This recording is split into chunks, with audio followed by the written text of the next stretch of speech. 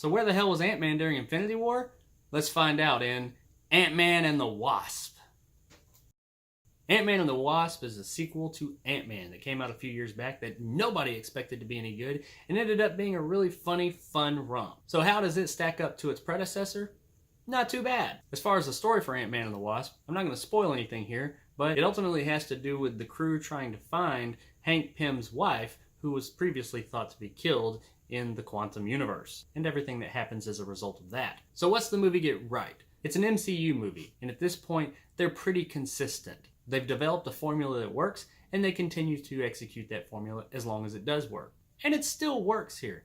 Ant-Man and the Wasp is a real fun movie. If you enjoyed the other MCU movies as a whole, you'll enjoy Ant-Man and the Wasp as well. The original Ant-Man was a bit more funny. Not to say that this one doesn't have jokes and it's not funny, but it's not quite as jokey as the original one was. It has its moments, and they're really good, but not quite as funny as the original, and some of the jokes aren't as laugh-out-loud funny as they were in the first one, and more chuckle-worthy. But still a good time. That is to say, it's not quite as consistently funny as the first one was. But I kind of think that was by design. The original Ant-Man kind of had its own funny take on the MCU universe, and that was well before Thor Ragnarok came about and decided to be a full-on comedy. And now since they've dialed the comedy down just a little bit, and after Thor Ragnarok, it just seems like it's not quite as consistently funny. Still funny, still a good time, but not as consistently funny as the first one. So let's talk about the villain.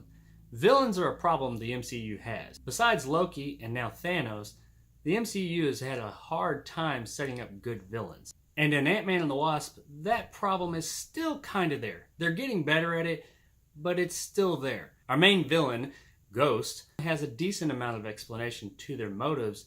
It's not quite as much as I would have liked. It's not as bad as Malik from the second Thor movie, but still not quite as good as Loki, and definitely not as good as Thanos. But passable for sure, and is moving in the right direction as far as villains go for the MCU. Overall though, for this villain, I feel like there was something that the villain was meant more for, and we just don't know what that is yet. I'm not as familiar with the Ant-Man mythos as some others, so maybe this character has a greater purpose that I'm just not aware of yet. One of the things I really liked about the original Ant-Man, and I like about Ant-Man and the Wasp, is that both those stories are not necessarily world-ending. The fate of the world doesn't always have to hang in the balance for it to be a good story. And they're not. They're very self-contained. While it does end up linking itself to the MCU as a whole, it is ultimately a standalone story, and I really like that. The fate of the world doesn't always have to hang in the balance with every single story. Ultimately, Ant-Man and the Wasp don't really move the MCU universe story as a whole forward, much if any, but that's okay. It always doesn't have to be a game-changing movie, and the film doesn't always have to move the franchise as a whole forward. Sometimes it could just be a good time and enjoyable unto itself. And that's what Ant-Man and the Wasp is, a really fun time. The action in it is really well done. It's great. You're never wondering what's going on.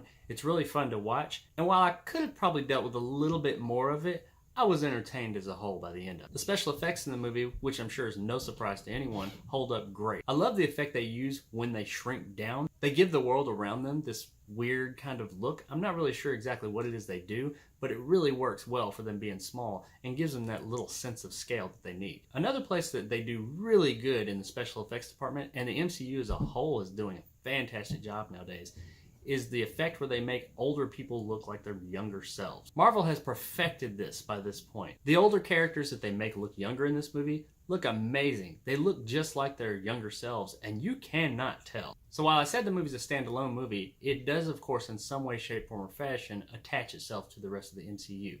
And of course, everything that happened in Infinity War had to affect this world in one way or another. So where does that take place? That would be in the mid-credit and end-credit scene, especially the mid-credit scene. If you haven't seen Infinity War yet, don't watch this mid-credit scene because it's going to give away a pretty big part of Infinity War. If you have, like most of the rest of the planet, then give it a go, and it's going to give you a little bit of insight into what they might do with the next Infinity War. As a whole though, it is a standalone movie, but this was a nice little touch to just connect it all. So there it is guys, Ant-Man and the Wasp.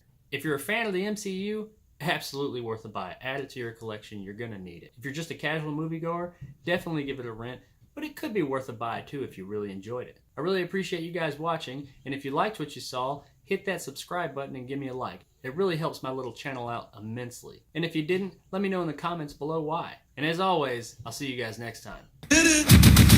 You